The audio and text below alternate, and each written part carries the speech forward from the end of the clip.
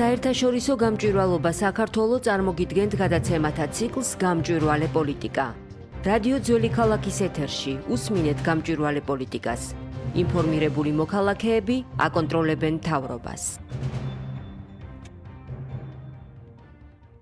მოგესალმებით, თქვენ უსმენთ საერთაშორისო გამჭვირვალობა საქართველოს რადიო გადაცემას ძველი ქალაქის ეთერში გამჭვირვალე პოლიტიკას. მე გადაცემის წამყვანი ლელა მოწანელიძე გახლავართ. დღევანდელი ჩვენი გადაცემის ეთერს დავუთმობთ ქვეყანაში მიმდინარე პროცესებს.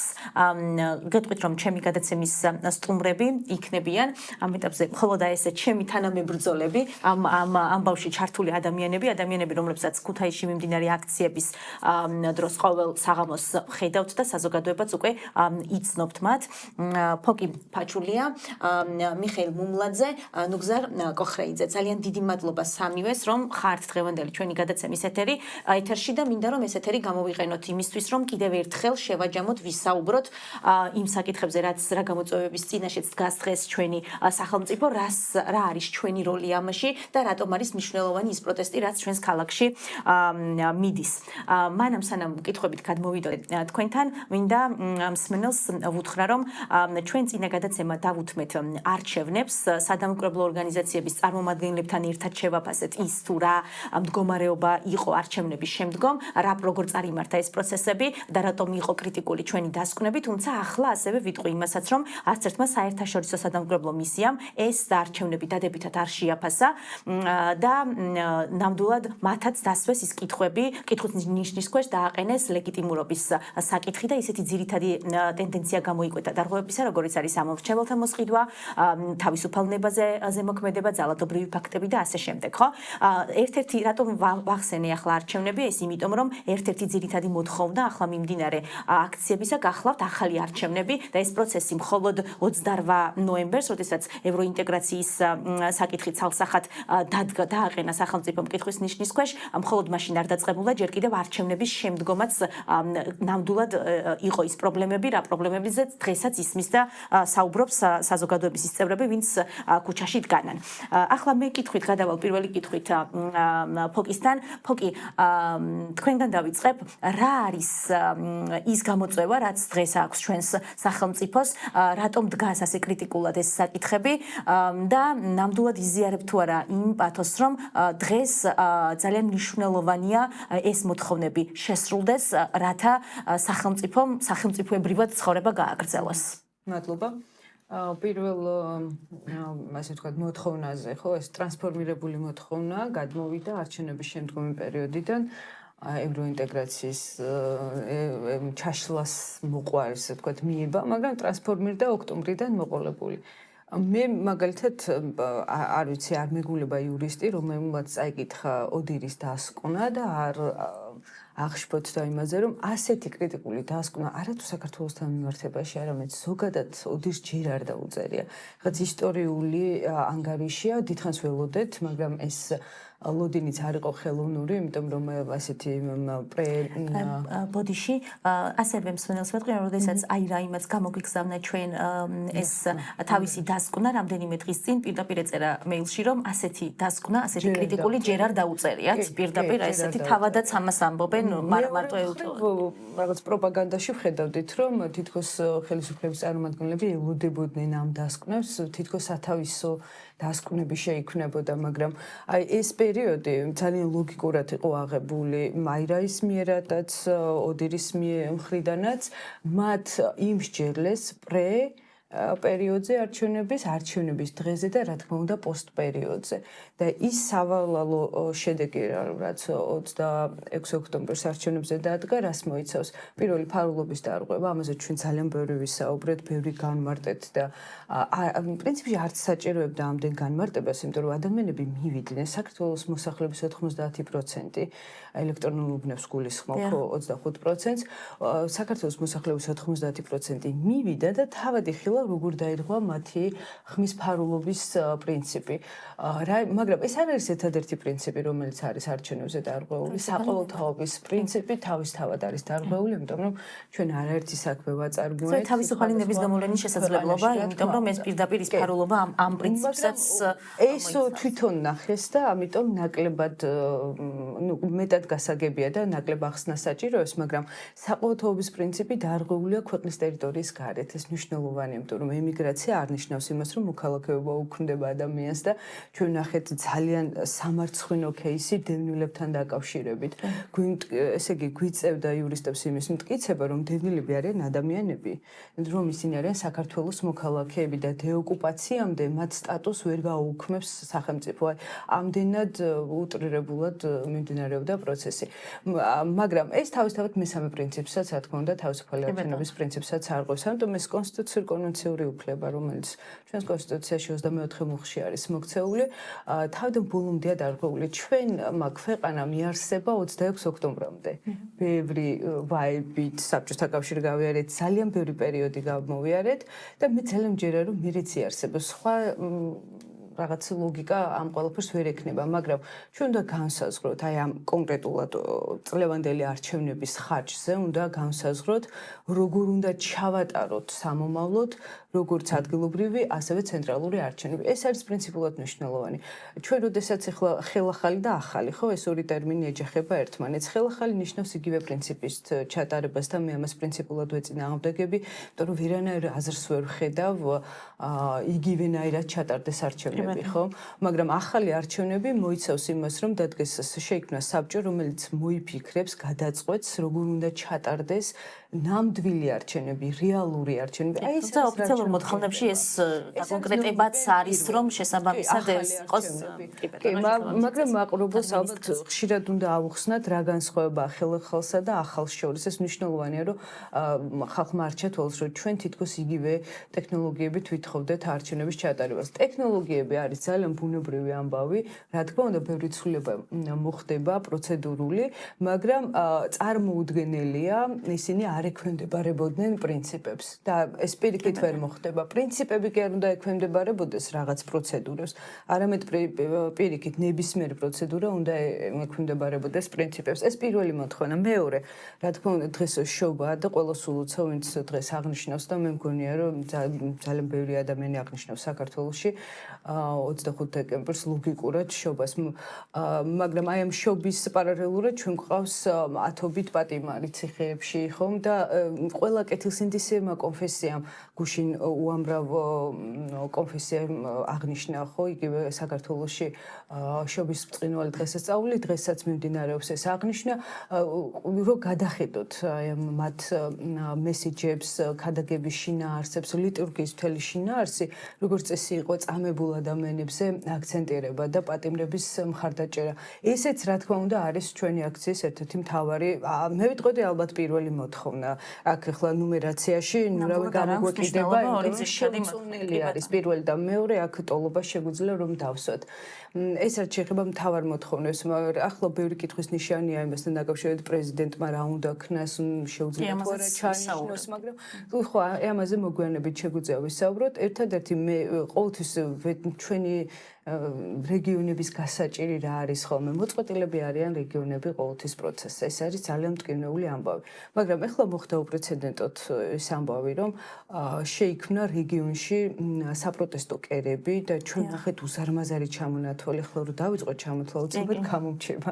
ქუთაისი გასაგებია, რომ მანამდეც ახლა კანონთან მიმართებაში 47 დღიანი უწყვეტი პროტესტის გამოცდილება ქონდა და ქუთაისს რო ეს არ გაუჭირდებოდა, ეს გასაგები იყო, მაგრამ ისეთი ქალაქებიც ხულოში რომ ნახე პროტესტი მიმდინარეობდა, მე ძალიან დიდი სიამაყით განვეწყე ბუნებრივია ამასთან დაკავშირებით, ხო? ადამიანები შეიძლება ჯერაც ყავს დასარწმუნებლები, რომ ვუთხრათ, რამდენად მნიშვნელოვანია, როცა რუსთაველზე ხარ, თბილისის რუსთაველს გულისხმობ ამ შემთხვევაში და არა ქუთაისის, მაგრამ აი ქუთაისის რუსთაველზე დგომა რატო მნიშვნელოვანი? ვინც თბილისის რუსთაველზე დგას და ყოველდღიურად და ყოველწამიერად ნებისმიერ მომენტში 1000 გვარი საფრთხე საკითხი შეიძლება დაგემუქროს, არასდროს არ დამოვიწყდება ქაშვეც როგორ დაუშინეს გაზი თან სახურავებიდან, არავინ რო არ ელოდა ესე. ჩემს უკან 6 სასულიერო პირი იდგა მაგალითად უყველაფროდ, ხო? ნიშნულოვანია რომ იქ მდგომ ადამიანმა იგრძნოს, რომ აი მთელი საქართველო არის მის გვერდით. ყველა ვინც პროქართველია. აქ არ არის საუბარი ევროპასა და რუსეთზე. ჩემთვის არჩევნებამდეც არ იყო ეს არჩევანი გასაკეთებელი. ქართველი თავისი შეგნებით არსით, ისედაც პროდასავლელია, ევროპელია, პროევროპელი კი არ არის, ევროპელია ქართველი. თავისი ლიტერატურით, ცეკვით, კრიმანჭულით და ყველაფრით, ღვინოთი, კულტურით, ნებისმიერ ასპექტში არის ევროპელი, ხო? და მათ შორის სარწმუნოებითაც ჩვენ ქრისტიანული სამყაროს წევრი ვართ მეტწილად და ეს ბუნებრივი ამბავია, მაგრამ აქ საუბარია იმაზე, რომ იქ რომ ადამიანები ყოველდღიურად სიცოცხლეს ებრძვიან, როდესაც რეპრესიები შეეხო ასობით ადამიანს, კარიბის კაკუნზე ადამიანებს აქვთ უკვე შიშები, ეს უკვე ძალიან სერიოზულ ფსიქოლოგიურ ტრამებს დააგვიტოვებს, მაგრამ ამ ყველაფერს ჩვენ გადავლახავთ თუ რა თქმა უნდა ერთად ვიდგებით და მე მჯერა რომ ქუთაისი თავის წყვილს იტყვის, წყვილს შეიტანს მთელ ამ ამბავს, შემდგომ რომ არ ვიცი როგორ აგიხსნათ, რამდენად არის მნიშვნელოვანი იდგე რაღაც უამრავი რობოკოპის წინ და იცოდე რომ რაღაც შენი თანაქალაქელები, შენი მეგობრები სხვადასხვა ქალაქში ამ ყველაფერს ამ პროტესტებს უერთდებიან. თავს თითქოს დაცულად გძნობ და ჩვენ ახლა ერთმანეთზე ძვირფასი არაფერი არ გვაბარია. ქართველებს ხომ ერთმანეთი გვაბარია და აი ეს ზრუნვის მაგალითები, რასაც აქაც ხედავთ, ხო, აქციებზე ძალიან მნიშვნელოვანია. უბრალოდ მე პრინციპულად გონია, რომ რეგიონი არ უნდა ჩადიოდეს თბილისში საპროტესტოდ. პირიქით, ეს პროტესტი უნდა იყოს გაშლილი, ისე ულამაზესად, ჩვენი მრავალფეროვნება რაშიც არის, ხო? რაღაც კრიტიკულ მომენტებში ჩასვლა, რა თქმა უნდა, ისედაც დებელობითია და ვისაც უნდა ჩავა, მაგრამ ეს პროტესტი უნდა იყოს საყოველთაო. აი, როდესაც ჩვენ ხშირად ვსაუბრობთ დეცენტრალიზაციაზე, მე მგონია, რომ დეცენტრალიზაციის დაწყება სწორედ აი ამ საყოველთაო პროტესტით არის შესაძლებელი. მადლობა. კი, ახლა ნუგზართან გადავალ კითხვით. ნუგზარ, შენც მინდა თითქმის იგივე იყოს შენი კითხვა. რატომ არის ახლა მნიშვნელოვანი ეს პროცესები, რაც მიდის ქვეყანაში? რა შეიძლება მოიტანოს იმ სანქციებმა, რაც ჩვენს ქვეყანას უკვე დაუწეს და ის დახმარებები, რაც შეეზღუდა და ჯერ კიდევ რატომ რჩება საზოგადოების რაღაც ნაწილისთვის ეს გაუგებარი? თითქოს არ აქვთ მოლოდინი, რომ ეს გავლენას იქონიებს ან მათ პირადად შეეხება. აი, შენთვის რას ნიშნავს ეს სანქციები? თუნდაც პირებზე ან თუნდაც ქვეყნის მიმართ დახმარებების შეწყვეტის ნაწილში.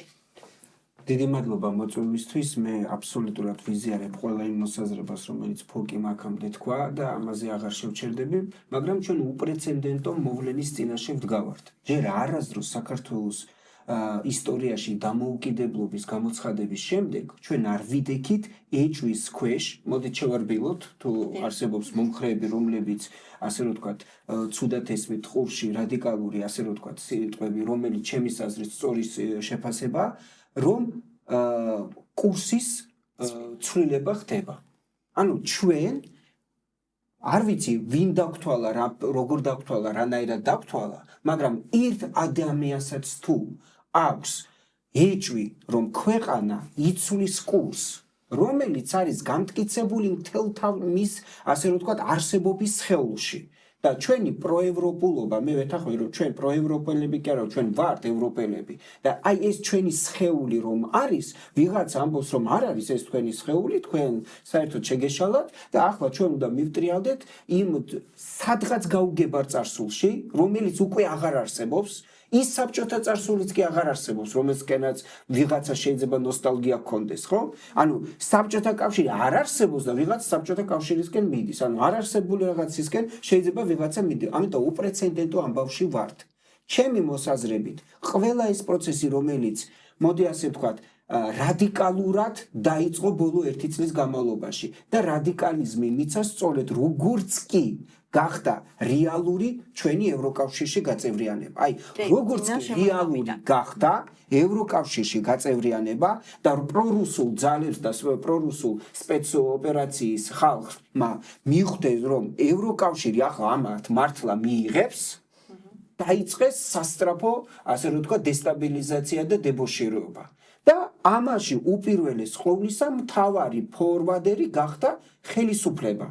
ეს არის პრობლემა. რაიმე სხვადასხვა ჯგუფები კი არა, რომელიც შეიძლება არსებობდეს და წინა ხელისუფლებების დროს არსებობდა, მაგრამ ხელისუფლებები არ იყვნენ თვითონ. თუნდაც შევარდნაძე, რომლის მიმართაც შეიძლება ბევრი კითხვები ყოფილიყო, ხა სააკაშვილის მიმართ არ ყოფილა ასეთი პროდასავლური, პრორუსულის ამბების ასე ვთქვათ, შეიძლება არსებობდა რაღაცა მithქმა მოთქვა, მაგრამ დადასტურებული ფაქტები არა გვაქვს, ხო ამისი.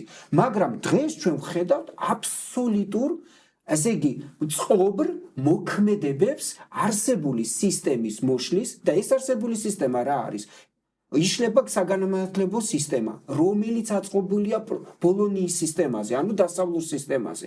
იშლება საჯარო სექტორი, რომელიც თავისი არქიტექტურით ასევე პროდასავლური, ანუ თელის დღეს სახელმწიფოებრივი სტრუქტურები ევროინტეგრაციაზე აწყობილი სტრუქტურებია, ხო?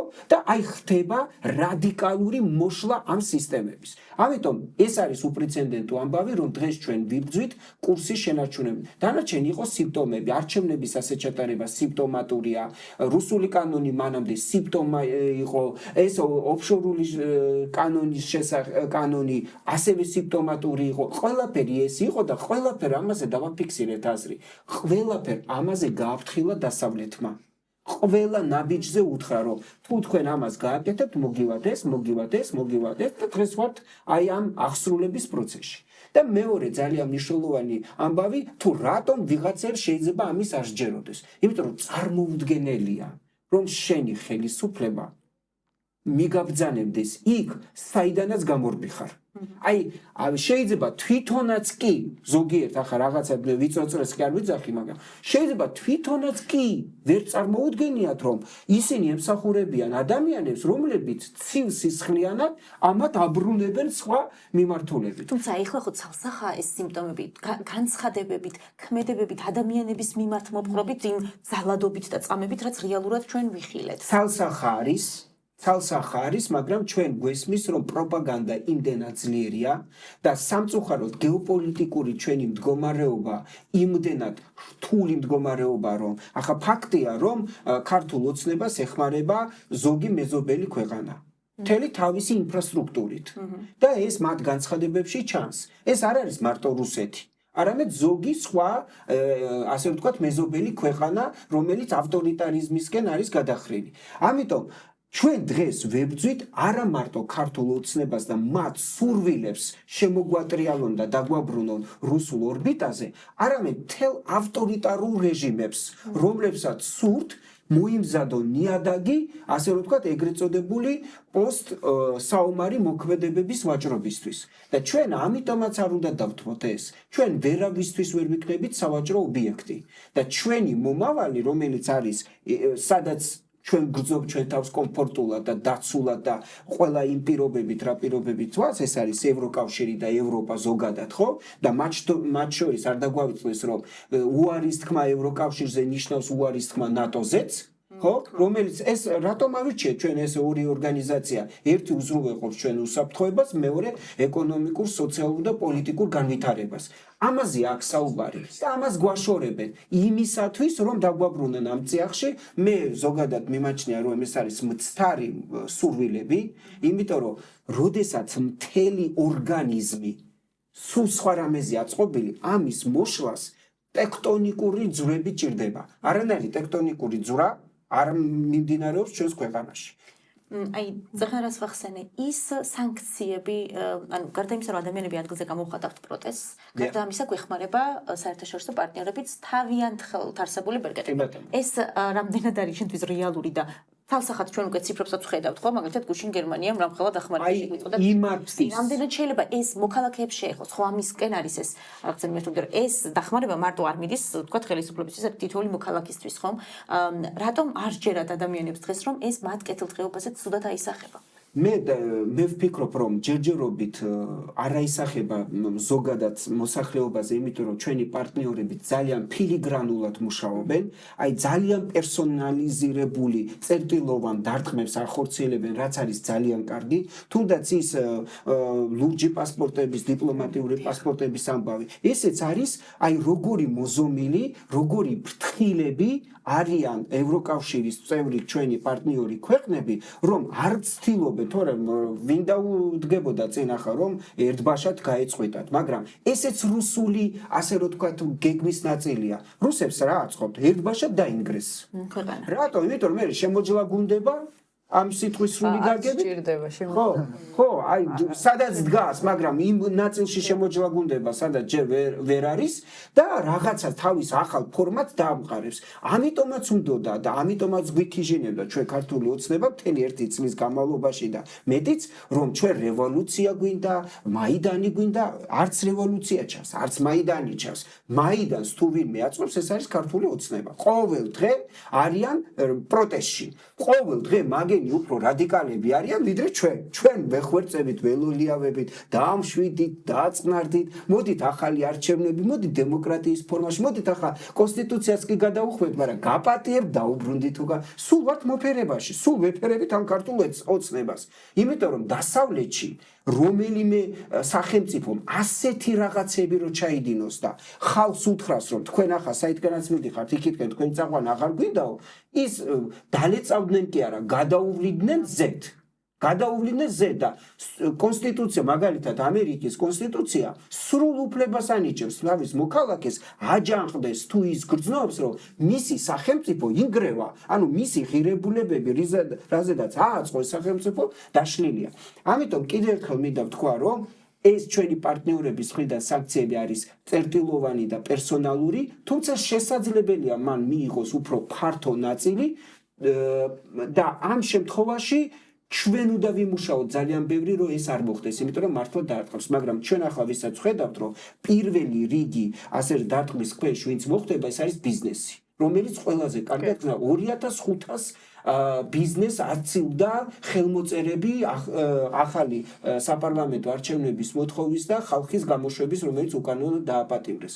ეს ასეთი ჩვენ მოვლენა არ გვინახავს. ქართულმა ოცნებამ წყალებში რეკორდები მოხსნა. აიჯანყა საჯარო მოხელეები, აიჯანყა ინსტიტუციებში დასაქმებული ადამიანები, აიჯანყა მთელი რეგიონები, ხულოვში ხალხი რო არ გამოსულა, არც შევარდნაძის დროს, არც სააკაშვილის დროს, არც სხვის დროს, ამგენის დროს გამოდის. აიჯანყა მთელი ბიზნესი არასდროს მახსოვს, რომ გამოსულა ვინმეს წინააღმდეგ, ასე ხმამაღლა, ასეთი მკაფიო, მთელი, ასე რომ თქვათ, ელიტა კი გამოდიოდა, მაგრამ ასე ერთობით რომ გამოსულიყო მთელი ხელოვანთა მიმართულებები ჯერ არასდროს არ მინახავს და მე მეორე 27 დღეა ვდგავართ ქუჩაში.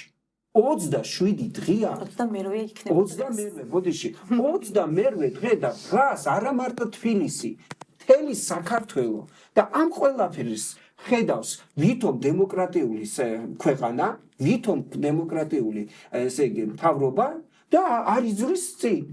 მოდით სანამ მიშასთან ძალიან დიდი ბოდიში სანქციებზე დავამატებ. კი ბატონო. ესე იგი ბიზნესი ნამდვილად ის სფერო, რასაც პირველი დაარტყამს და ბიზნეს როცა დაარტყამს, ბუნებრივია დაარტყამს ნებისმიერ მოქალაქეს. ეხლა უბრალოდ ჩვენ რაღაც ისეთი პერიოდი დაემთხვა, ამ ყველაფერს სახელმწიფო პერიოდია და ყველა მითის, რომ ეს შობა ახალი წელი მდენად საკრალური და ძვირფასი ადამიანებისთვის აქვთ, არა აქვთ, ყველა ცდილობს რაღაცა 1 კილო შოკოლადი ნახე, რაღაც 300 გრამი, რაღაც მაინც შეიძინოს. ამიტომ ამ ეტაპზე რაღაც თვენახევრის განმავლობაში ჩემი აზრით რაღაც თანხა ბუნებრივია იმოძრავოს, მაგრამ ჩვენ არ დაგვაუწყდეს, რომ 2 და 3 კვირის წინ და მათ შორის არჩევნების წინა კვირაში ხაზინა პრაქტიკულად გამოაცარიელეს იმდენი ლარი, ხო, იმიტომ რომ ეს ოქროსთან მიმართებაში არის, ხო, ვეღარ გაყიდიან თუ ოქრო არ იქნა ქვეყანაში და მე მგონია, რომ ახლა რაღაც ესეთი მოტყუებითი პერიოდი გვექნება ერთი თვის განმავლობაში, სანამ საახალწლო საყიდლები ასე ვთქვა და არ მოიწურება და მე რა თქმა უნდა ყველა თავის ჯიბეზე, აი რო შევლენ და ზეც ვეღარ იყიდიან ის ადამიანები, რომლებმაც არ ვიცი 50 ასლარად რა გააკეთეს, როდესაც ხმები გაყიდეს არჩევნებზე, აი მე რო ვეღარაფერს იყიდიან, ყველა თავის ჯიბეზე იგრძნოს და ძალიან მოკლედ დავამატებ, აკადემიურმა სექტორმა უკვე იგრძნო. ეს არის ძალიან ტრაგიკული ამბავი. არ იცით, რამდენად რთულია აუდიტორიაში შესვლა და ლექციის ჩატარება. ჯერ ერთი აზრზე არ ვართ, რა უნდა უთხრათ, იმაზე ღირებული ვიდრე ქუჩებში ხდება, მაგრამ მეორე მხრივ მათ აქვს შეკითხვები არალეგიტიმური პარლამენტის მიერ დანიშნულ არალეგიტიმურ პრეზიდენტს, როდესაც დიპლომი არ აქვს.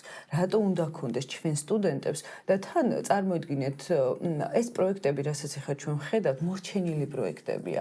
წინა წლის იგივე წიგნის თარგმანი, ხო? სამი კვირის წინ ბოლო იყო, როდესაც დავესწარი წიგნის თარგმანს, აი დეკემბრის დასაწყისში ეს წინა წლის პროექტი არის, თარგმანი, კვლევები, ყველაფერი შეჩერებულია. ეს ყველაფერი არის დაპაუზებული. გასვლითი პროგრამები, რომლებიც ახლა წარმოიდგინეთ, ჩვენ რაც არ უნდა ბევრი შრომოს ქართველმა ლექტორმა არ აქვს უნივერსიტეტის მნიშვნელობა საჯარო თუ კერძო სექტორში, მაინც არ აქვს ყველა ის პირობა სტუდენტს ყველაფერი მიცეს აბსოლუტურად, რასაც იგი ისურვებდა. ჩვენ ყოველთვის იმაზე მეტი გვინდა, ვიდრე მათ ვაძლევთ. და ამის საშუალება არის ის სემესტრული გაცვლა, ერთწლიანი გაცვლითი სამაგისტრო პროგრამები, ერთწლიანი სამაგისტრო პროგრამები, სადოქტორო პროგრამები, ეს ყველაფერი არის შეჩერებული და მე არ მინდა დავიჯერო, რომ ესა და ამას არ დაჭირდა სანქციები. არა, ეს თავისთავადად მოხდა. სანქციები კიდევ წინ არის, ხო? მე არ მჯერა, რომ ვინმე არსებობს, ვინც ამბობს, რომ თავისი შვილისთვის არ უნდა კარგი განათლება. აი ეს თუნდაც ის გაცვლა რომ თავი დავანებოთ ადგილზე მიღებული დიპლომის აღიარება ხდებოდა ჩვეულებრივ და ეს ამის საშუალება აღარ გვექნება ხო ანუ ეს რამხელა რამ არის მაშინ რა აზრი აქვს ადგილზე კი ბატონო ამ უნივერსიტეტის არსებობას ან ასე შემდეგ კი ბატონო აი ნუგზართან მინდოდა დამესრულები და კი არა არ დამჭირდა დროებს არა მინდოდა წეხან ანუ რაღაც არა დამესრულები და თქვენ ახსენეთ ესეთი რამ რომ ადამიანები გამოხატავენ პროტესტს მაგრამ რატომღაც ესეთ იმაში ვართ რომ არ იმჩნევენ. უბრალოდ ამ ჯგუფების უფრო მცირედად წარმოჩენას ცდილობენ და მარგინალიზებას. აი ძალიან კარგი მაგალითი იყო 21-ში როგორ აანთებს ნაძვისხე ჩვენს ქალაქში, სადაც ფოტოებიც კი, სადაც პროტესტის ერთი ბანერი მაინც ჩანდა, გაქრა. ანუ ფაქტიურად ამ პროტესტს არა მარტო ის კი რომ ნაბიჯებს არ გგამენ, არ იმჩნევენ, ხო? აი ეს რის იმანიშნებელია და მიშოთაც სათანადოდ რაღაც. მე ძალიან მოკლედ ვიტყვი, იმიტომ რომ მართლა მაჩნია რომ მიშა ბევრი უნდა ილაპარაკოს. ესე იგი პირველ რიგში, მოდით ასე ვთქვათ, რაც ჩანს, ისე ყველაფერი არ არის. ჩვენ ძალიან კარგად ვიცით, რომ 21 დეკემბერს, როდესაც ვიდექით ყველა იმ კონცერტზე და აღმოჩნდა, რომ ჩვენ რეალური ქუთაისელების გაცილებით მეტი ვიყავით, ვიდრე ის ზოგიერთი არარეალური ქუთაისელი, რომელიც მეორე მხარეს იყავდა ყოფდა რატომღაც პოლიცია და არ ვიცი ჩვენ რატომ ყოფდა ეს პოლიცია, მაგრამ რა, ხალხი მოდიოდა სურათებს ჩვენ გვიღებდა. ნაძვისხეს კი არა. ჩვენ გვიღებდა სურათებს. მეორე, მე ვიცი რომ ძალიან ბევრმა ადამიანმა, ძალიან ბევრ ადამიანს, რომელიც ვითომ იქ არიან, ურეკავდა და ეუბნებოდა რომ თქვენ მაგრებო, ყოჩახოიც დახა ვერ გამოვდივარ, მაგრამ მე თქვენ გიჭერთ ხარს. ჩვენ რეალობაში შეიძლება ახლა პატივცემული ერემეიშვილის დათვლით 21 ვდგავართ იქ, მაგრამ რეალობაში ძალიან კარგად ვიცით რამდენი ვდგავართ, მაგათი ჩათვლით. იმიტომ რომ მაგენიც იქ დგანან. უბრალოდ ჯერ ვერ აღიარებენ რომ იქ დგანან. როგორაც იდგნენ ბევრი სხვა დროის განმავლობაში. ყოფილი საჯარო მოხელები დგანან. აი წაღა რომ საუბრობდი რომ რაღაცები არ იმჩნევენ და ეს გასაგებია რომ არ იმჩნევენ, მაგრამ ფაქტი არის რომ პროტესტს ხარს უჭერს იმაზე მეტი ადამიანი, ვიდრე ახლა ქუჩაში დგას. ისეთი ადამიანთვის ასე იყო. ხო, აი რა ვიცი მე, რაც სკოლა დავამთავრე და კიდევ სკოლის პერიოდში და რაც ქუჩაში ვდგავარ და აქ პრაქტიკულად ყველა ქუჩიდან მოსული ხალხი ვატლავის, ხო? ჩვენ ვართ ქუჩის ხო? სულ ასე იყო. მე არ მახსოვს რომ წინა პერიოდში ვინმე ბევრი გამოვდიოდით. სულ გამოვდიოდით ცოტა. უნდა ვაღიაროთ რომ აი ამ ტრანზიციის პერიოდმა ბევრი ადამიანი გადმოიბირა. ეს არჩევნები. პირიქით, ახლა უფრო გაკვირვებული ვარ რომ ბევრი დგავართ. არა, ეს ველამ პირველი კითხვა რო დასვა, იქ იყო მგონი ამის პასუხი. ესე იგი არჩევნებამდე იძახდნენ რომ ევროპისკენ ღირსებით და რაღაც სიტყვებს უკარგავდნენ შინაარს, უძვირფასეს ტერმინებს, ეროვნულობას, ღირსებას და მშვიდობას და ძალიან საპატივცემულო სიტყვებს დაუკარგეს მნიშვნელობა და თქვეს რომ ჩვენ ევროპისკენ მივდივართ და მათი ამორჩეველი, როდესაც ესე პერსონალურად მათთან საუბრობდი და ძალიან მიყვარს, გიждები, ჩემი ჰობია ვესაუბრო ოცნების ამორჩე, რეჟიმის ამორჩეველს. სულ ის ქონდათ არგუმენტად, რომ ევროპისკენ მივდივართ, ჩვენც იქ გვინდა. ახლა ამ არგუმენტს ვეღარ გვეუბნებიან, იმიტომ რომ მაგრამ შვიდობას იმეორებდა. მარიონეტი გამოვიდა და პირდაპირ ჩახსნა ეს პროცესი. ამიტომ არის ხა ტრანზიცია მიმდინარეობს და უამრავი ყოფილი კოცები შეიძლება მალე ჩვენზე მეტი აღმოჩნდნენ ამ აქციაზე. ყოველთვის იყო ახლა მე ჩვენ შორის კი ვხუმრობთ ხანდახან, მაგრამ მე ყოველთვის მახსენდება რომ 2012 წელს მე ვიყავი ერთ-ერთი ის ადამიანი, რომელიც გამოვდიოდი ქუჩაში და მერაბიშვილის სურათები მაქვს დამწვარი უშიშროების წინ. ბევრი იქ ვინც დღეს ზის საკრებულოში არასდროს არ მინახავს. არც 2008-ში, არც 2009-ში, 10-ში, 11-ში, 12-ში და ასე შემდეგ. ქუჩაში არ მინახავს. მაგრამ კარგად საზრდოობენ ჩვენი მოპოვებული გამარჯვებებით. კარგად საზრდოობენ და დღეს გამოდიან და ისევ მე მაბრალებენ რაღაცას. ამიტომ მე მინდა ვთქვა რომ მე ძალიან მშვიდად ვარ. იმიტომ რომ ერთადერთი რაც კარგად ვიცი, არა, კარგად ვიცი რომ ესენი მე მომასწრებენ და ილაპარაკენ რომ ამდენად იახციენო. ეს იცით რა, ბევრი დაგროვდა მიხეილ, მიშა, შენ იყავი 28 ნოემბერს პირველი ადამიანი, ვინც მოგვიწოდა რომ უნდა გამოსულიყავით და გაგვეპროტესტებინა ეს განცხადება, რაც გააკეთა პირველი მსხვერპლი რეჟიმის. კი, ნამდვილად ესე და უნდა მათქმევინო ეს და ანუ შენ იყავი პირველი ადამიანი, ვინც ამისკენ მოგვიწოდე და ნამდვილად შემოგიერთდით და მას მერე აღარც შეგვიწყვეტია ეს პროტესტი. ნამდვილად შენ იყავი პირველი ადამიანი, ვინც იწვნია იმ ძალადობა, რასაც შემდეგ დღეებში უკვე სხვა ადამიანების მიმართ ვნახეთ. აი, რა იყო შენთვის მამოძრავებელი და დღემდე რა არის, იმიტომ რომ ის აქტიური ადამიანი ხარ, ვისი იმედიც ამ პროტესტში გვაქვს მათ შორის მეც. და მანქანა. ასე სასიამოვნო. და მიშკოს მანქანის, მანქანა სასიამოვნო 40 წუთი დიდი ხანი არ ყოფილა რომ ისმენი სიამოვნებით არც ვიცი რა უნდა დავამატო, მაგრამ ხო მაგნატილს უფრო გავყვები. აი, მოდი, რატომ არის აი ფოკიმ თავიდან ახსენა, შენ ყოველდღე აქ ხარ, რატომ არის აუცილებელი ადგილზე პროტესტის საზრდოობა და გაგრძელება, მანამ სანამ იქნება საჭირო? კი, ჩვენ გვაქვს 47 დღიანი პროტესტის გამოცდილება, მაგრამ მაშინ უფრო ცოტა ვიყავით, ჩემი აზრით და ახლა ვართ ცოტა უფრო მეტი და სხვა ხალხი. იმიტომ რომ ჩვენ ერთგვარი დამკვირვებლებით ვართ ამ არჩევნებზე, კი არა არჩევნები მახსენდა აქციებზე, იმიტომ რომ ჩვენ ყოველ დღე იქ ვართ და ნახულობთ რომ სხვადასხვა დღე სხვადასხვა ადამიანი მოდის. ეს ცალსახად კარგია, იმიტომ რომ ამ ადამიანებმა ერთგვარად რაღაც მორიგეობა დააწესეს, რომ კვირაში მაგალითად მინიმუმ 3-ჯერ გამოვიდეს, უკვე უცხო რომ მოვა ვინმე აქციაზე, ყველა უყურებს ეჭვის თვალით, გუშინ ერთმანეთს ვეკითხებოდ ვინ არის. ნამდვილად ასეა. და გუშინ რაღაც თბილისლები იყვნენ მოსული და რა თქმა უნდა ეჭვის თვალით უყურებდით, სანამ არ გავიცანით ეს ხალხი. ჩემ დაკავებას ვეღარც ვახსენებ, იმიტომ რომ ჩემს მე ისეთები დამართეს ხალხსო, ცოტა მეუხრიხულება რაღაცა ის ვახსენო ეს ჩემი ხო, თუმცა ეს პროცესი არ დასრულებულა, პროცესი გადადებულია, ამიტომ როგორი იქნება ის ზომები შენცნივად გატარებული არ ვიცით, ამიტომ ეს კვლავ ჩვენთვის სანერვიულო თემად რჩება. ხო, გონია რომ მაგიტო გადადეს კიდე პროცესი, რომ ალბათ სასამართლომდე უფრო შეიკავებს თავს, ალბათ ეს იფიქრეს. გარეთ დგომას მე ამწყდება გული, გარეთ თუ ცოტა ვართ.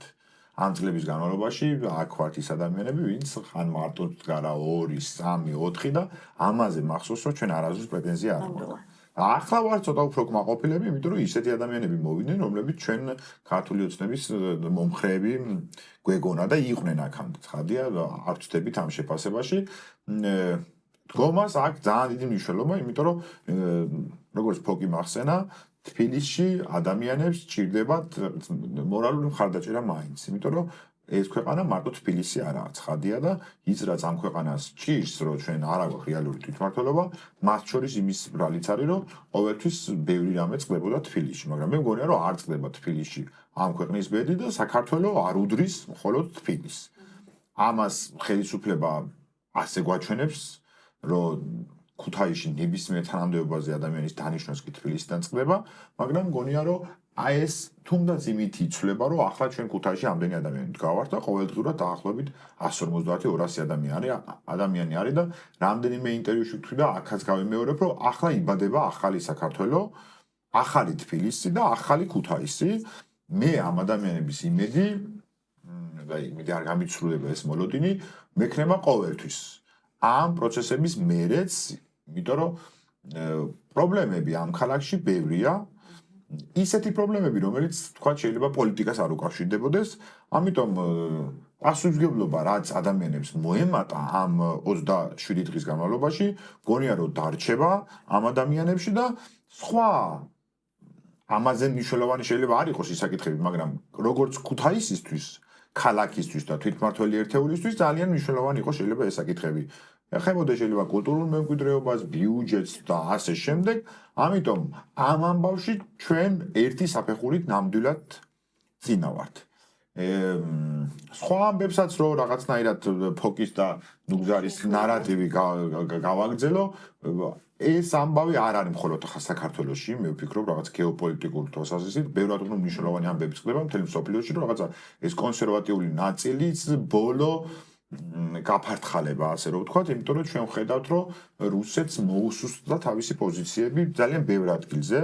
ეს არის ნამდვილად მოლდოვა, სადაც მოახერხა მოლდოვამ შეენარჩუნებიდან თავისი კურსი, ასე რომ ვთქვათ, და მნიშვნელოვანია, რომ ეს მოახერხა იმიგრანტების წყალობით და ჩვენ მათ შორის ამაზეც უნდა ვილაპარაკოთ, რომ საყოველთაობა ბევრად უფრო გავზარდოთ, იმიტომ რომ ხალხი, რომელმაც ბოლო 30 წლის განმავლობაში პირდაპირ გაგებით გადაგვარჩინა და ქუთაისში რომ ვამბობთ ამას, ეს ყველასთვის გასაგებია, იმიტომ რომ ქალაქი ყველაზე მეტად ეთყობა ქუთაისის დაცლა და ამ ემიგრანტების წყალობით გადავრჩით და ახლა მივიღეთ შედეგი, რომ აი მხოლოდ 34,000-მა ემიგრანტმა მისცა ხმა, ხო? ეს წარმოუდგენელი შეურაცხყოფა იმ ადამიანების, რომლებიც აქეთ ერთ კი არა, რამდენიმე ოჯახს არჩენენ ხოლმე. ამიტომ რომ არ უზრუნველყოთ, რომ იქონდეთ შესაძლებლობა წელს გამოხატეს მათ ნება და მიეცათ შესაძლებლობა. როცა ვამბობთ საყოველთაობის პრინციპი დაიღო, მინიმუმ ავიცი ჩვენი ემიგრანტების რაოდენობიდან, ავიცი ალბათ 50%, 200,000 ადამიანმა მაინც უნდა მიიღოს მონაწილეობა ჩემს. თუმცა ყველაზე დიდი რიცხვი იყო ესეც რომ ვთქვა. იცვალეს ძალიან ბევრი. აი ჩემი დეიდაშვილი დაახლოებით 6 საათი იყო. მადრიდის უბანში 2400 ამორჩეველი იყო სამაგიდოს სიაში და 2 რეგისტრატორი იყო. მხოლოდ და უამრავი ადამიანი გაბრუნდა. ესე ქალაქებს რო ჩამოუყვეთ, ყველაზე რაღაცის თქმა შეიძლება. ანუ როცა ვამბობთ საყოველთაობის პრინციპი, ესეც კარგი საკითხია, რომელზეც ქართული ოცნება მოყვება სალაპარაკოთ, იმიტომ რომ ხო ყავს ემიგრანტი მეგობარი. მათ შორის თქვა ქართული ოცნების ამომრჩეველი. თქვენი აზრით უნდა კონდეს თუ არა ამ ადამიანს არჩევნებში მიიღოს მონაწილეობა ადვილად და ამაზე უარს ვერ მაგრამ ეს რითი ახსნა, რომ ისინიო არ არიან ინფორმირებულებიო ქვეყანაში რა ხდება. არა და ყველაზე ეს არ აუქმებს უფლებას. ხო, არა, ეს თავისუფლად, მაგრამ ეს ჩვენ უკეთესად არის ინფორმირებული ემიგრანტი. არ არის ხა ჩემი ემიგრანტი დათესავები უფრო სწრაფად მაწოდებენ ქუთაისში რა ხდება ინფორმაციას ვიდრე ხო, ეს იყო მოლდოვაში ასეთი სიტუაცია, იგივე ამბავია რუმინეთში, მაგალითად რომ საკონსტიტუციო გააუქმა ისინი არჩევნების შედეგები და ნიშნავს თავიდან. ჩვენ ვნახეთ ცოტა უფრო ადრე სომხეთის ამბავი, ქვეყანა რომელმაც ბეჭვისხიძე გაიარა და მე ვფიქრობ რომ გადარჩა სომხეთი, იმიტომ რომ რუსული ბაზები ძალიან მალე აღარ იქნება სომხეთში და სომხეთმა აიღო კურსი ჩემი აზრით ევროპისკენ. ჩვენ ვნახეთ რა ხდება სირიაში, გუშინდან დაიწყო დიდი გამოსვლები სერბეთში. მოკლედ, ყველგან არის სერიოზული ხევები და არ არის ეს უცხო ამბავი, რაც ჩვენ ქვეყანაში ხდება. რუსეთი მაქსიმალურად ცდილობს, რომ ეს თავის საცეცები სადღაც დაიტოვოს, მაგრამ მე მაქვს ორი რამის იმედი, რომ ჩვენ ვართ აბსოლუტურად მართლები. 1.9%-ით რო გვეპარებოდეს თითოეულ ჩვენგანს ეჭვი, რომ ჩვენ არა ვართ მართლები, ასე თავგანწირველები არ ვიქნებოდით. და ვართ უფრო მეტი, რაც ჩვენ არჩევნებზე აშკარად ვნახეთ და ამიტომ ვისურვებ და ჩემ მეგობრებსაც ვუსურვებ, რომ გქონდეს ეს გამძლეობა, რომ ჩვენ ქუჩაში დგომას, ქუთაისში, თბილისში, ბათუმში და ალბათ ზუგდიდშიც და ალბათ თელ საქართველოში შიგადაშიგ, იმიტომ რომ შეიძლება ხშირად ვერ იმიტომ რომ ზეწოლა. იმიტომ რომ ბაღდათელი გოგონები, რომელიც 3 მივიდნენ ამ ხელა აკციის კონცერტის დღეს. საამაყო ჩემთვის ზეწოლები ხელისუფლებას რეგიონებში. რეგიონებში გაცლებთ მეტი. რეგიონებში ზეწოლა უფრო ადვილი განსახორციელებელია ხელისუფლების მიმართ, იმიტომ რომ იქ ძირითადად არის საჯარო სექტორი, ეს ნათესაობა, მეგობრობა, კიდე არაფერი სხვა ხდება. გადის, ამიტომ ეს პატივისცემები და ასე შემდეგ გამოიხატება იმით, რომ თქვა არ გახვიდე ქუჩაში აქციაზე და ცხადია იმიტომ შეწყდა, თორე ჩვენ ვნახეთ, რომ წყალტუბოში იყო აქციები, ბაღდადში იყო, ზესტაფონში ხო, მაგრამ თავარია რომ ეს ბრაზი არსად არ წასულა და მათ შორის ქართული ოცნების ამომრჩეველს მინდა რომ ყველაზე მეტად ესმოდეს, რომ ჩვენ შორის მანძილი იზრდება ნელ-ნელა. რაც არ უნდა სამწუხაროდ ჟღერდეს ასია ეს ბრაზი შესულია ოჯახებში, სამეგობროებში, სანათესაოში ადამიანები ერთმანეთს ფიქრობ რომ აღარ ენდობიან, აღარც ელაპარაკებიან და ჩვენ ტერს უნდა რომ ეს მანძილი ჩვენ შორის რაც შეიძლება გაიზარდოს, იმიტომ რომ მშვიდობაც რო იქნება ამ ქვეყანაში, მერე შეიძლება გართულდეს ამ ადამიანებთან ურთიერთობების აწყობა და არა ვითხოვთ ხალხო. ხო, აი ჩვეულებრივ ამბავს დემოკრატიებში. აი მოლოდინები და ორივე დანარჩენ ხო, მოლოდინი მაქვს ის რა არის შენი მოლოდინი და როდემდე აპირებ რომ ესე გააგრძელო პროცესი? არ ვიცი ეს რამდენ ხანში შეიძლება დასრულდეს ეს ყველაფერი, მაგრამ მგონია რომ სანამდე საჭირო იქნება მე ჩემი თეთრათი ყოველდღე მოვალ მერიასთან და მოვიტან რაღაცა პატარა ხალხის აგროვებულ პროდუქტებს და შევეცდები რომ ჩვენიდან ხმა ესმოდეს თელ საქართველოს და თბილისშიც სულად უნიკალური რამე ხდება. ყველანაირი გამოსვლების გარეშე ადამიანები იდგნენ და სამსახურად გადაექცეთ რუსთაველზე მისვლა არის ფანტასტიკური რამე. ალბათ წლების მერე უკეთესად შევაფასებთ, რომ ეს ადამიანები 6 საათზე მიდიან სახლებში, გამოიცვლიან აქციის დასაწყისამდე ცალკე აქვს, ჩაიცნობენ და რაღაცა ქუთაისში ახლა 7-დან 10-მდე ვარ შეიძლება, მაგრამ თბილისში საკმაოდ გვიანობამდე არიან ადამიანები და ეს გადაიქცეს ზოგჯერ მთელი და დილით ახალი ცვლა მოდის და ესა ყველაზე იმედიანი. კარგი, ანუ მოლოდინი არის რომ ხო? ასე შენთანაც ეს კითხვა მექნება და თქვენთანაც და დავასრულოთ. რა არის შენი მოლოდინი და ამ პროცესში რომ ბოლომდე იქნება მის იმედი გვაქვს, მაგრამ კიდევ ერთხელ მსმენელისთვისაც ჩემი მოლოდინი არის პრაგმატული ხედვა, რომ გარდაუვალია აი ამ თუნდაც გეოპოლიტიკის დონეზე, შემდეგ ქვეყნის დონეზე მიმდინარე ეს პროცესები დასრულდეს საქართველოს მოსახლეობის მოთხოვნების დაკმაყოფილების გარეშე. დღეს იქნება ეს თუ ხვალ იქნება, მაინც აქ ერთადერთი რაც დგას თამასაზე, ესენი მშვიდობიანად სწავლენ და არ დაისჯებიან მერე, თუ ცუდად სწავლენ და დაისჯებიან მკაცრად მერე. ამაზე დგას აქ საკითხი თუ არა ის რომ არჩევნები ჩატარდება 1 თვეში თუ 2 თვეში თუ 3 თვეში თუ რომელ თვეშიდაც სულთ. ხო, ეს სხვა ამბავია. მეორე საკითხი რაც დგას, ეს არის რომ ჩვენ ისე ფილიგრანულად უნდა მივიყვანოთ, იმიტომ რომ დღეს არსებული დე-ფაქტო ხელისუფლება სრულიად დაცლილია პასუხისმგებლობისგან. და ჩვენ ვიტვირთეთ ეს პასუხი, ანუ ისინი ადგენენ, დაარღვიეს კონსტიტუცია, დაარღვიეს კანონები და სრულად გადმოგვაბარეს ჩვენ ქვეყნის მართვის სადავეები. არ ვართ წინააღმდეგობაში, იმიტომ რომ დემოკრატოს არის ხალხის მმართველობა. ჩვენ ვიღებთ დღეს პასუხისმგებლობას, რომ ეს ცვლილებები ისე გატარდეს, რომ არ შეფეხდეს ჩვენი სვლა ევროკავშირისკენ, რაც აქვს ჩაფიქრებული პროგრამა მინიმუმ სულ-მცირე რუსეთს. და ბოლოს რაც მე მინდა ვთქვა, რომ ჩვენ ყოველდღიურად გრძნობთ კერძო პირების, ინდივიდების, ბიზნესის ხარდაჭერას და დღეს ფორმულაზე ერთ-ერთმა ბიზნესმენმა თქვა, რომ თუ ესენი არ დათანხმდებიან ამ პირობებს, ჩვენ გადავლავთ გაფიცვის რეჟიმში. და ეს იქნება არა 1 საათიანი გაფიცვის რეჟიმი, არამედ უფრო განხანგრძლივებული გაფიცვის რეჟიმები. თქვენ წარმოგიდგენიათ, რომ ბიზნესი, რომ გაფიცვა მას ურთავს პირდაპირ, რომ ბიზნესი ასე დღეში იყოს ჩავარდნილი? ამიტომ ეს არ არის მარტო ბრძოლა ინდივიდების დონეზე, ეს უკვე სისტემური ბრძოლა. ჩვენ ვებრძვით რუსულ სპეცოპერაციას საქართველოში ჩვენ ხელთ არსებული ყველა სისტემური და მშვიდობიანი გზებით. ესა მთავარი. ამიტომ იმედიანაც ვარ და დარწმუნებულიც ვარ. რა შედეგებში ძალიან დიდი მადლობა. აი შენი მოლოდინი გავაგრძელებ ნუგზარიდან ბიზნეს შეაჩერა აქცენტი და სრულიად ალოგიკურია ბიზნესმა არ იზმნოს თავის თავს. მაშინ ეს ბიზნესკერა იდიოტი უნდა იყოს, იმიტომ რომ ბიზნესი მუშაობს მოგებაზე. და მას მოგება ვერ იქნება ასეთ ქვეყანაში გამორიცხული ამბავია. რატო შეიძლება ბოიკოტზე წასვლა უღირდეს ბიზნეს? ჯერ ერთი გუშინ წინ მოხდა სრული სიგიჟე პრემიერმა ბიზნესს უთხრა დაკავებულებს გავათავისუფლებო. ეს ბიზნეს კი არ უნდა უთხრას, ეს სამართლიანმა სასამართლომ უნდა თქვას. და ეს ორი რამ ერთმანეთთან არის ძალიან დიდ კავშირში. ბიზნესი ამ ქვეყანაში მხოლოდ მაშინ იქნება წარმატებული, ისეთი როგორიც ის უნდა იყოს, თუ სამართლიანი სასამართლო გვექნება. სხვაგვარად ეს არ იქნება. ამიტომ ბიზნესი ხა რისკზე მიდის ერთი შეხედვით, ბოიკოტს აცხადებს, ან თავს იკლავს ერთი შეხედვით, მაგრამ თავს კი არ იკლავს. პირიქით, ეს არის მისი თავის გადარჩენის ფორმულა. მან იცის ყველა ნორმალურმა საღად მოაზროვნე ბიზნესმენმა, ვინც რაც 10-მდე მიმატება, გამოკლება და გამრავლება შეიძლება იცოდეს. საბაზისო წესი არის ეს ბიზნესისთვისაც და სამართლისთვისაც. თუ არ იქნება ქვეყანაში სამართლიანი სასამართლო, არანაირი ბიზნესი არ იქნება მანდ. ამიტომ არის რომ ბიზნესისგან მეც გეთანხმებით რომ რაღაც კიდევ უფრო მეტის მოლოდინი გვაქვს. ძალიან მიხარია რომ ეს ქუთაისის პროტესტი ხო ერთი შეხედვით პატარა და გოხდა, მაგრამ რამდენი ბიზნესი ხო შეგვიძლია ჩამოთვალოთ კიდევაც და ვინმე გამოგრჩეს, რამდენმა ბიზნესმა დაუჭირა აქციას ღიად მხარი. ავტორიტარიზმში ესე ღიად მხარდაჭერა ეს არ არის მარტივი ამბავი. ესეც რაღაცაზე აუცილებლად მეტყველებს, ხო?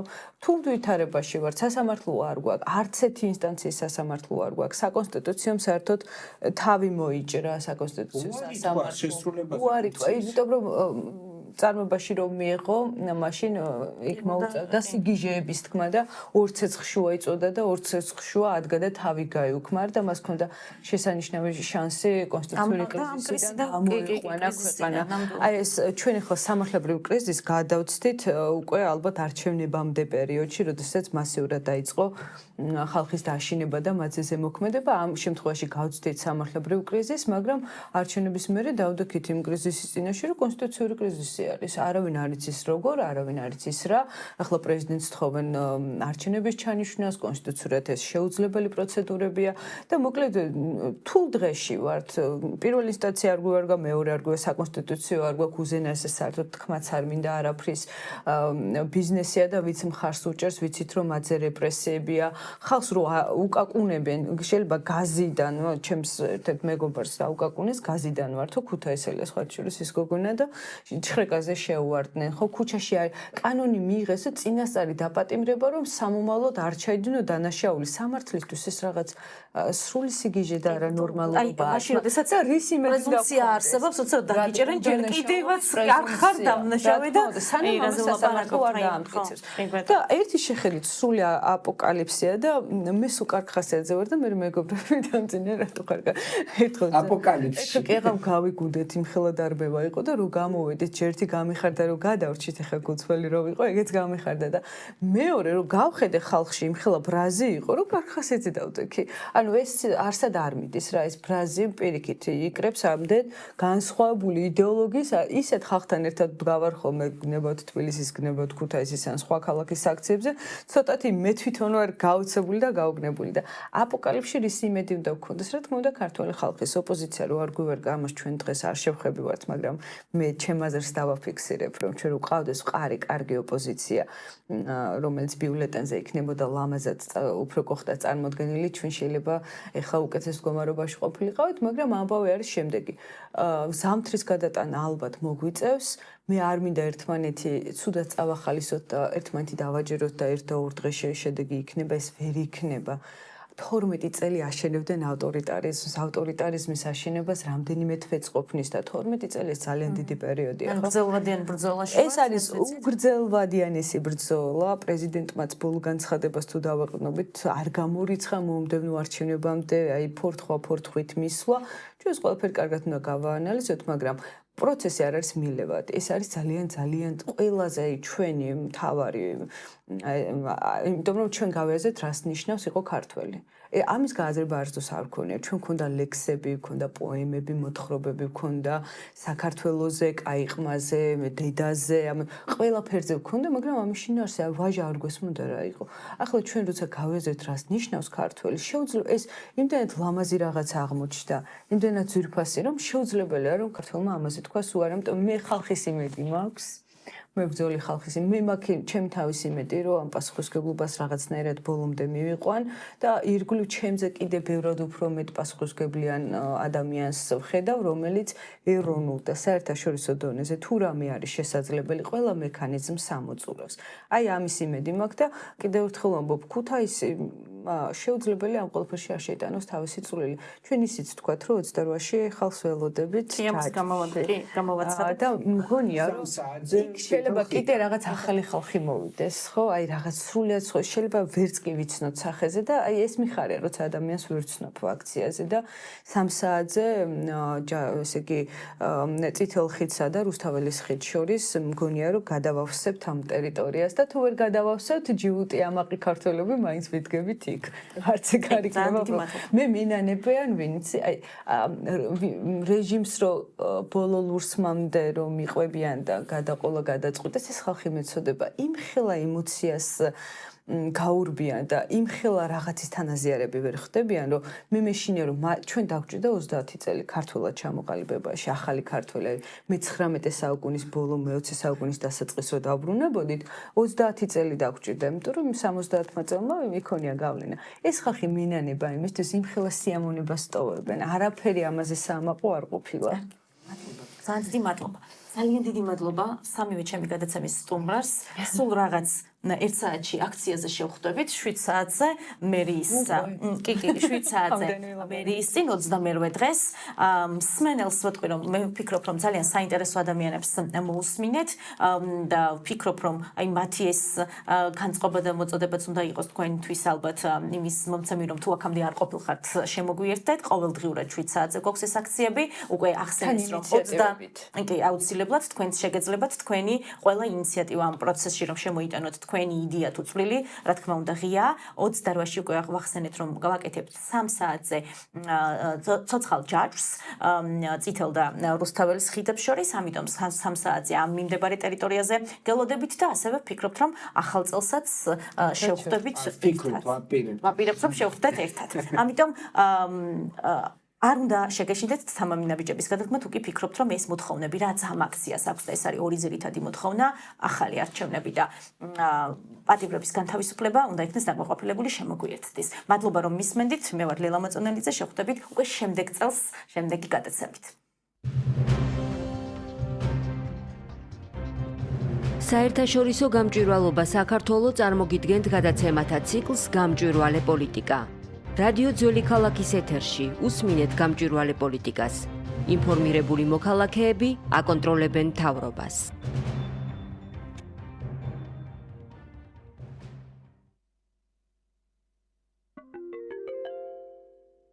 მოგესალმებით.